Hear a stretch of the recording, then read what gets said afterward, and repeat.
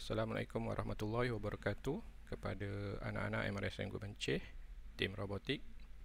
Apa khabar semua? Sihat?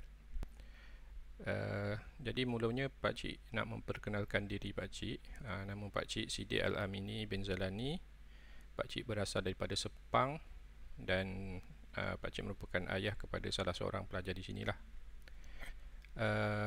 Jadi hari ini pakcik nak memperkenalkan mengenai application of trigonometry for robotics. Bagaimana kita nak mengaplikasikan matematik khususnya trigonometry untuk memprogramkan robot, khususnya untuk VS Code ni lah. Okey, jom kita tengok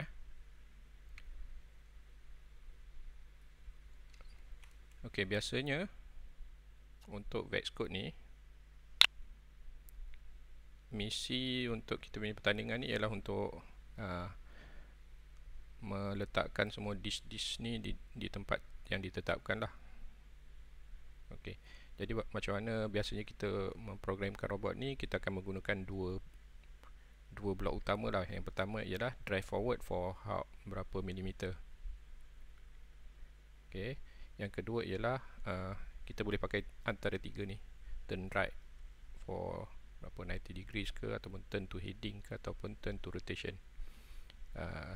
Kalau apa beza dia, turn right ni kita dah define, dah cakap kita nak belok ke kanan ke belok ke kiri.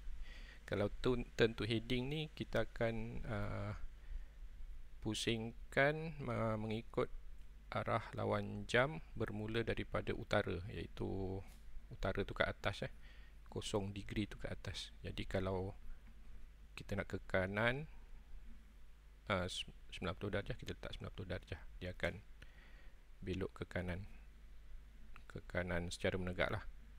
Dan satu lagi turn to rotation. Turn to rotation tu belok mengikut kedudukan semasa.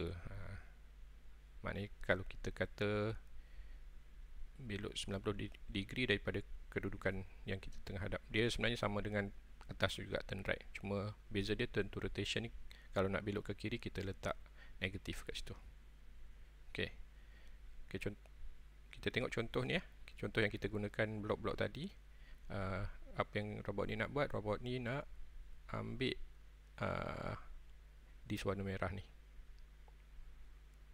Okey, kita play kat sini Okey, kalau kita tengok warna hijau ni menunjukkan apa yang dia tengah buat sekarang ni. Okey, jadi dia berjaya mengambil disk merah di sini dan meletakkan di sini. Okey, sekarang ni apa yang akan jadi? Contohnya kalau kita tak nak dia belok kat sini tadi kan. Kita tak nak dia belok kat sini, kita nak dia belok kat sini. Okey, sini kita kena kira lah. Kalau daripada sini nak ke sini kan, berapa?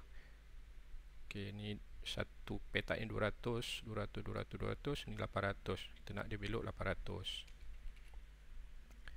Lepas tu kita nak dia pergi ke sini pula 45 darjah. Okey, kita ubah macam tu. Okey, cuba jalankan. Okey, berjaya. Oh, tak berjaya. So, dia tersasar. Sebab apa dia tersasar? Sebab kita cuma tukar kat sini je. Kita tak tukar ni, jadi dia terlajak. Dan kita tak tukar blok-blok seterusnya. Dia tak adjust. Lepas tu kita kena adjust lah sikit ni. Okey, ini baru satu blok. Katakan kita ada misi ni untuk meletakkan berapa? 1, 2, 3, 4, 5, 6, 7, 8 tempat. Jadi bila kita nak tukar, contohnya misi pertama kita nak tukar, kita kena tukar semua blok-blok kat bawah ni. Maknanya kita kena adjust sikit. Jadi macam leceh kan, sebab kita nak tukar satu benda je. Tapinya sebabkan kita tukar sikit je, yang lain tu semua terkesan. Okey, jadi sebenarnya ada cara yang mudah, iaitu menggunakan teknik program ni ialah dipanggil hard coding lah. Hard coding maknanya kita letak siap-siap berapa milimeter. Tapi macam mana kita nak tahu berapa milimeter, berapa degree tu kita agak-agak agak-agak ataupun kita boleh juga ambil pembaris ke apa ke, kita ukur lah, print litar ni atas kertas, lepas tu kita ukur guna pembaris. Dan kalau nak tahu berapa degree tu, kita gunakan jangka sudut lah, yang bentuk bulat tu kan. Itu cara yang sangat manual lah. Sebenarnya ada cara yang lebih mudah daripada ni. Okay, tujuan dia sama, cuma cara dia berbeza. Okay, ini cara yang paling mudah. Dia sama juga.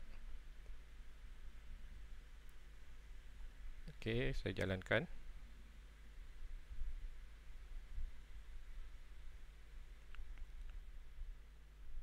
Okay, nampak? Sama je, hasil dia sama. Tapi apa beza dia? Beza dia lebih ringkas. Kemudian katakan sekarang ni kat mana dia belok kat sini kan. Katakan saya nak tukar dia belok kat sini. Kat sini berapa dia punya koordinat dia? 0, 0. Okey. 0, 0. Jadi saya nak dia belok di 0, 0. Saya tukar je kat sini 0, 0. Dan saya jalankan. Tengok hasil dia.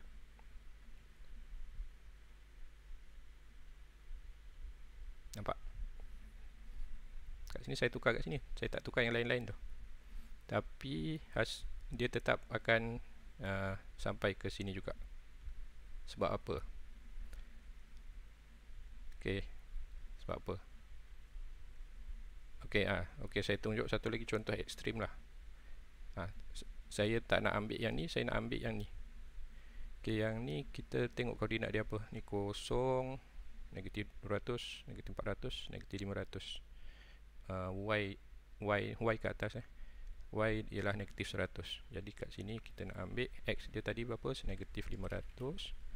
Y merupakan 100. Okey, jalankan.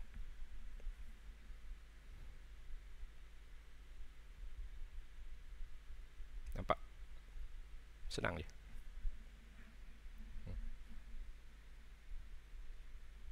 Nampak? Saya cuma tukar koordinat sahaja. Saya tak perlu tukar pun degree berapa, saya tak perlu fikir pun berapa darjah ataupun berapa jarak. Sebab semuanya sebenarnya dikira di belakang. Okey. Apa yang saya tak tunjukkan ni, dia ada satu merupakan, kita panggil my blocks. My block kat sini My block kita boleh create sendiri. My block ni kalau dalam bahasa program ni dipanggil function lah. Function atau fungsi.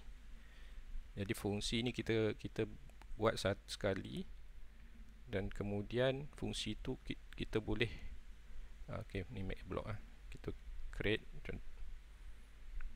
Kemudian fungsi ni kita boleh gunakan berulang-ulang kali. Dan di sinilah sebenarnya fungsi ni menggunakan teknik pengiraan trigonometri untuk segitiga bergaris tegak. Inilah dia fungsi dia. Dia ada dua fungsi kat sini. Pertama ialah turn and move forward to x and y. Ini saya create sendiri je. Kita namakan fungsi ni supaya senang nak faham lah. Maknanya turn, pusing, dan bergerak ke hadapan ke koordinat x dan y.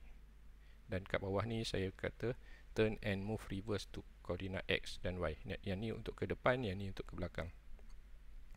Okay, ini fungsi dia ini nampak macam, sekali tengok macam complicated, tapi kalau siapa yang minat matematik sebenarnya fungsi ini senang difahami. Okey, itu saya tunjukkan contoh.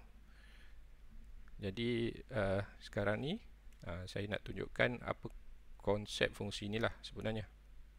Kita belajar matematik sikit. Okey, kita belajar matematik sikit. Okey.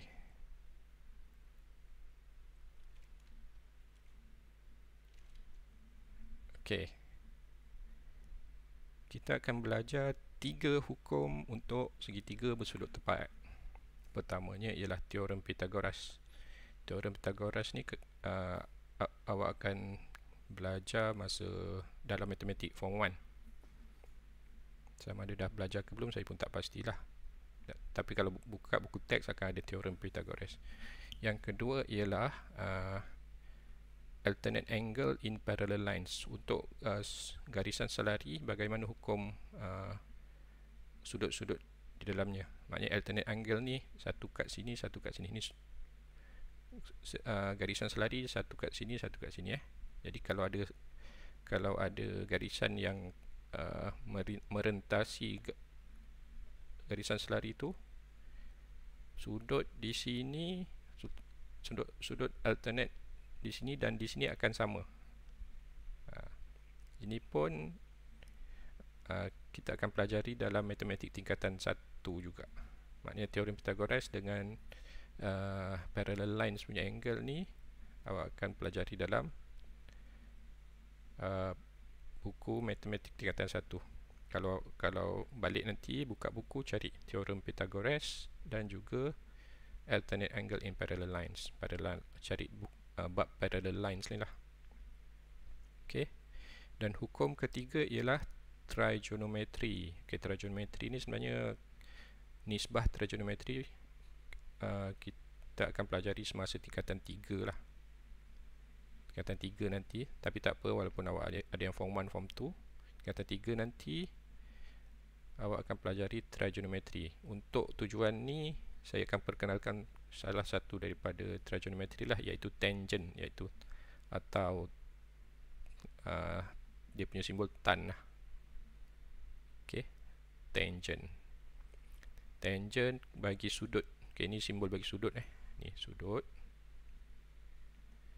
Tangent bagi sudut sama dengan opposite side, panjang sudut ni, panjang sisi ni over adjacent. Adjacent panjang sudut bersebelahan. Adjacent tu bersebelahan, opposite tu bertentangan. Ingat bertentangan maknanya sudut ni sisi bertentangan bahagi dengan sisi sebelah. Okey. Awak akan dapat tangent. Tapi macam mana kita nak dapat sudut? Daripada persamaan tangent ni kita boleh terbalikkan dia, iaitu inverse tangent atau A tan. Inverse tangent power of 1 kepada opposite and adjacent ni bersamaan dengan sudut.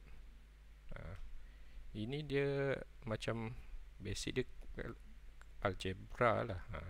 Algebra kan A tambah B sama dengan 1. Jadi kita nak cari B sama dengan apa? Jadi B sama dengan 1 tolak A. Sama. Kat sini kita nak cari sudut. Jadi kita terbalikkan tangent tersebut supaya dapat sudut. Jadi apa kaitan benda ni dengan kita punya misi robot? Mesti ada yang tertanya-tanya kan? Okey, saya padamkan jap. Okey. Inilah.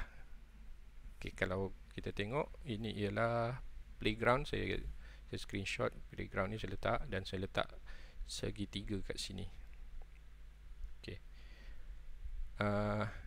Katakan robot ni sekarang ni current location dia kat sini, current coordinate.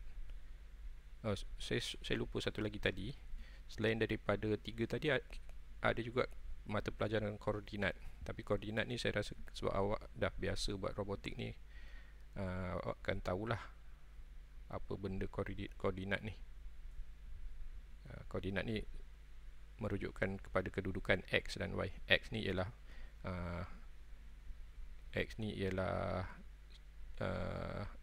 aksis ni lah yang mendatar ni, dan Y adalah aksis menegak. Okey.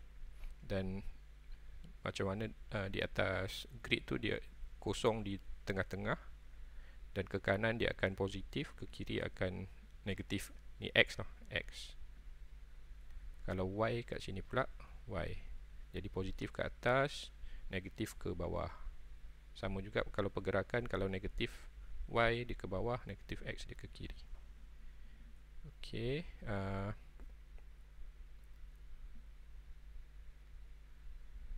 Okey. Kita tengok kedudukan X sekarang ni, kedudukan kereta robot ni sekarang ni ialah X negatif 600 ni, Y negatif 200. Jadi current coordinate ialah negatif 600X, negatif 200Y. Dan kereta ni nak pergi ke sini. Okey, koordinat dia 600X, 600Y. Okay, 600X, 600Y. Jadi macam mana kita nak menggerakkan dari sini ke sini? Kalau biasanya kita akan buat ni kan, turn to heading. Okey, agak-agak lah, ataupun kita ukur guna pembaris. Contoh 60 darjah ke kanan, kemudian bergerak berapa, kita pun kita agak-agak ni sebab sengit kan. Kalau dia tegak kita senang lah. Sekarang ni sengit sama ada kita kena ukur ataupun kena agak-agak lah. Contoh kita main letak 1500, kalau terlajak kita kurangkan balik. Jadi berbalik kepada ni tadi. Okey, pertamanya kita nak cari sudut mana? Sudut ni, sudut bergerak turn to heading daripada utara nak bergerak berapa darjah ke kanan. Okey, keduanya kita nak cari berapa jarak yang kita nak bergerak. Dua tu lah kan, berapa sudut dan berapa jarak. Okey, kita berbalik kepada sini balik tadi. Nampak kat sini sudut ni, macam mana nak cari sudut, ada formula. Dan macam mana nak cari jarak pun ada formula ni. Okey, hipotenus ni maknanya sisi yang paling panjang ni sama dengan square root of opposite square plus adjacent square. So hipotenus ni sama dengan punca kuasa 2 bahagi sisi sebelah ni kuasa 2 tambah sisi sebelah ni kuasa 2. Itu teorem Pythagoras tau. Jadi apa maklumat yang kita ada? Ini kita ada kan? Kita ada maklumat ni dan kita ada maklumat ni. Sama juga sudut tadi kita ada maklumat yang sama sebenarnya, opposite dengan adjacent. Jadi this one is given lah. Given opposite and adjacent. So find what is hypotenuse and what is the inilah the angle. Angle, yep. Angle ke angle. Okey,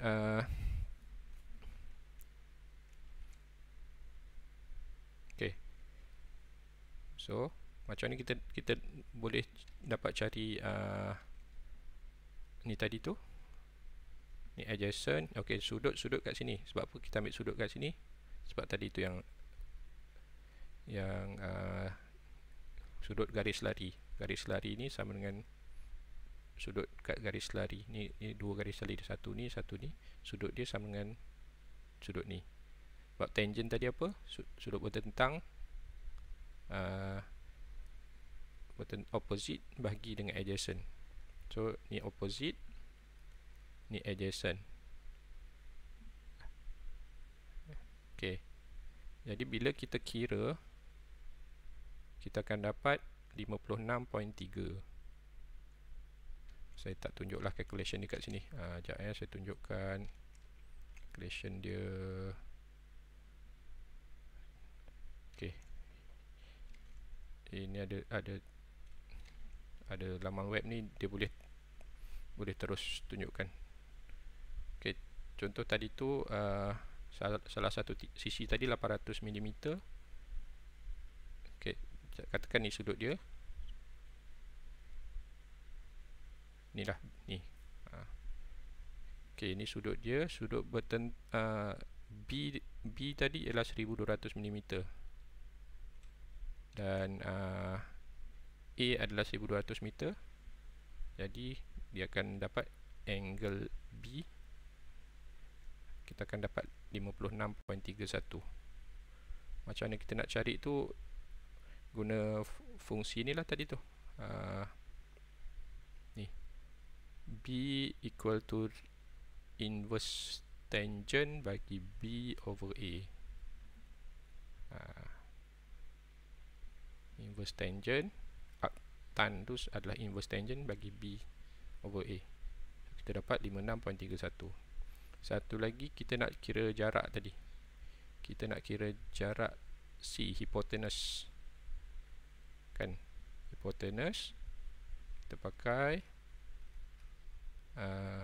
teorem Pythagorean theorem.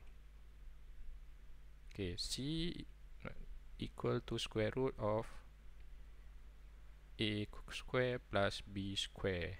Ini teorem Pythagorean theorem. Okay, kita akan dapat C.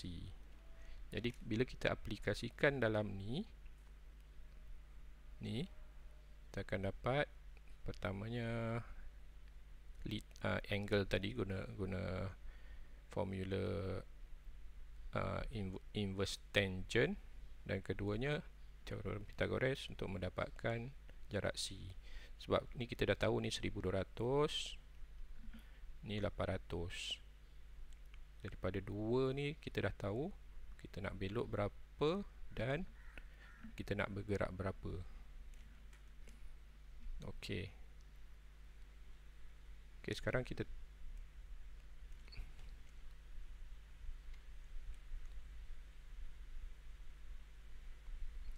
minta maaf, patutnya saya tunjukkan ni tadi. Okey. Okey, sekarang kita dah tahu daripada formula tadi tu. Pertamanya kita tahu berapa sudut yang hendak dipusingkan dan berapa jarak yang hendak digerakkan lah. Dua tu je kan kita nak tahu. Sebelum ni kita manually kira, kita guna pembaris ataupun agak-agak. Sekarang sebenarnya kita boleh kira menggunakan formula. Bagaimana formula tersebut? Okey, macam ni kita nak applykan dalam my block ni. Okey, ini ialah kita set kelajuan dia, tak berkaitan. Okey, pertamanya kita nak cari sudut sisi. Saya letak satu variable nama dia target X. Target X ni ialah opposite side lah. Jadi opposite side sama dengan X. X ni kita kat sini ialah koordinat, ni arah tuju kita. Ni koordinat arah tuju. Sorry, saya guna mouse, so dia tak elok. Arah target lah. Dan ini ialah okey, untuk pengetahuan robot VX ni, dia ada gyroskop, iaitu satu sensor yang boleh menunjukkan di mana kedudukan robot tersebut di atas litar. Ini maknanya internal. Kalau color macam ni sebenarnya dia internal variable. Internal variable ni mana dia dapat daripada sensor tadi. Okey, sensor tu dia akan menunjukkan apa position robot tu, iaitu position X dan position Y. Jadi ini ialah tadi tu opposite, ini ialah adjacent. Untuk tadi kan ada segitiga tadi, ni sudut, Ni opposite, ini adjacent. Okey, ni sudut. Maaf sebab saya guna mouse. Okey, pertama opposite sama dengan target X yang kita masukkan ke atas ni tolak dengan current X. Ni current, ni target. Okey, macam yang kita tunjuk kat sini tadilah. Target X ialah 600 so kita masukkan kat sini 600. Current ni yang sensor kira negatif 600, negatif 200. Jadi kat sini dia akan tunjukkan negatif 600, negatif 200. Okey, so kita dah dapat apa kenapa kita tolak, sebab kita nak tolak ini tolak ni, kita akan dapat ni. Okey, sama kat Y, kita tolak Y atas dengan Y bawah ni, kita akan dapat berapa adjacent dia. Okey, bila kita dah dapat dua ni, kita dah boleh kira lah berdasarkan formula ni tadi. Kita dapat opposite dengan adjacent, kita boleh dapatkan sudut dan kita boleh dapatkan hypotenuse. Okey, mula-mula abaikan dulu ni. Kenapa saya kena buat condition if target Y less than 0? Sebab sekiranya target Y tu negatif, kita kena ubah sikit formula ni, kita kena tambah 180 degree. Jadi kita tumpukan kepada yang ni. Maknanya kalau Y tu, target Y tu positif, okey, apa formula dia? Kita tengok kat sini. Ni tan negatif 1 ni sama dengan arc tangent ataupun inverse tangent. Sama je. Sama dengan ni target X ialah opposite over target Y, adjacent. Jadi kita sebenarnya cuma masukkan ni lah, masukkan je formula ni, guna ni. Jadi turn to heading berapa degrees. Jadi sistem akan kira, kalau ikutkan sini 56.3, kita tak nampak pun, tapi sistem kira sendiri. Jadi robot tu akan bergerak ni 56 point dekat sini lah, 56.3 tu. Lepas tu apa yang dia akan buat? Drive forward for. Okey, ni formula apa tadi? Ini ialah teorem Pythagoras. Teorem Pythagoras tadi apa dia cakap? Hypotenuse equal to square root of opposite square plus adjacent square, ataupun kalau dalam konteks tu A square plus B square equal to C square. C equal to square square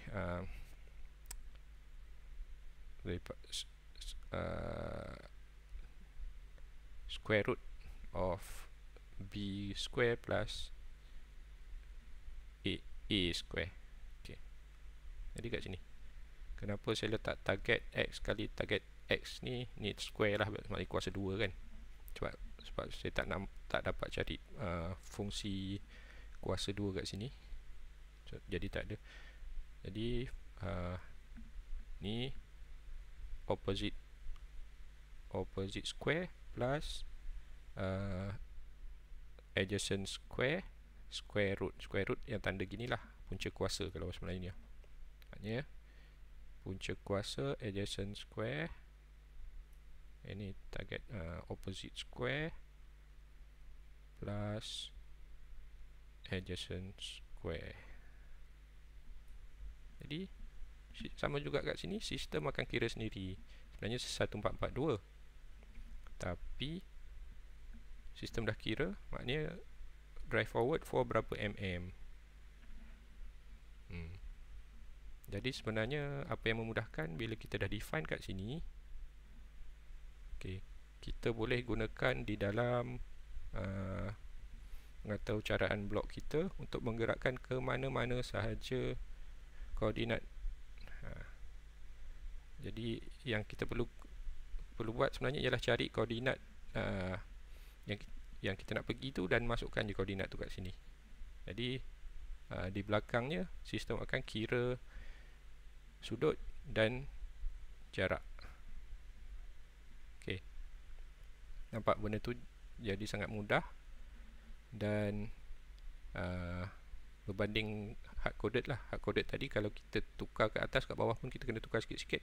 Tapi sekarang ni bila kita gunakan koordinat tu, koordinat atas ni tukar, koordinat bawah ni masih tetap sama, dan dia akan kira sendiri berapa nak pusing walaupun kita dah tukar kat atas tu. Nampak? Jadi dengan menggunakan teknik ni sebenarnya kita lebih senang nak fine tune. Kita nak mula belok kat mana, kita nak tukar sengit sikit ke, kita tak payah pening fikir berapa darjah dia nak pusing dan berapa panjang, berapa jauh nak bergerak, sebab kita dah kira di belakang. Okey.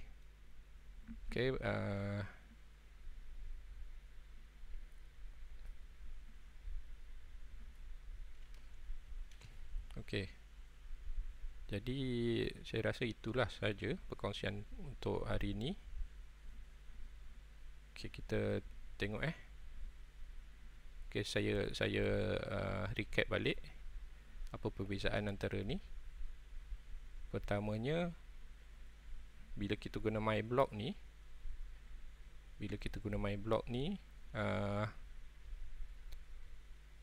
kita akan boleh meletak robot tersebut, menghantar robot tersebut ke koordinat yang ditetapkan dengan mudah, tanpa perlu memikirkan berapa darjah nak tukar ataupun berapa jauh jarak dia nak bergerak. Jadi kamu semua boleh cubalah. Jadi sebagai bonus nak tunjuk contoh ni, tapi kamu buat sendirilah. Saya tunjukkan contoh ni Okey, ini yang saya dah kira macam mana dia bergerak.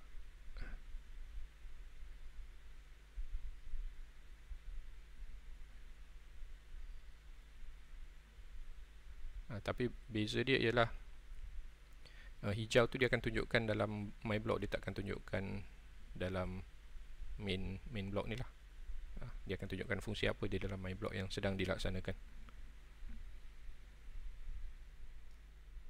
Okay, boleh tengok daripada atas, daripada depan ataupun daripada perspektif. Dan ni boleh di pusing-pusing sebenarnya.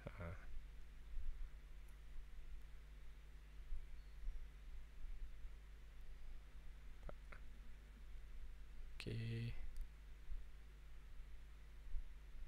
yang ni bukan yang the best solution. The best solution tu kamu boleh fine tune sendirilah. Cuma saya nak tunjukkan bagaimana kita menggunakan MyBlock ni. Nampak ni 106.8. Okay, kedudukan dia pun bukan kat tengah-tengah, betul-betul. Okay, itulah saja. Selamat meneruskan pembelajaran dan selamat meneruskan ibadah Ramadan, selamat berpuasa. Jadi untuk akhirnya, apa-apa pertanyaan boleh tanyalah nanti, boleh kirim kat Cikgu Azlan nanti. Cikgu Azlan akan WhatsApp saya lah. Okey, demikian sahaja. Assalamualaikum warahmatullahi wabarakatuh.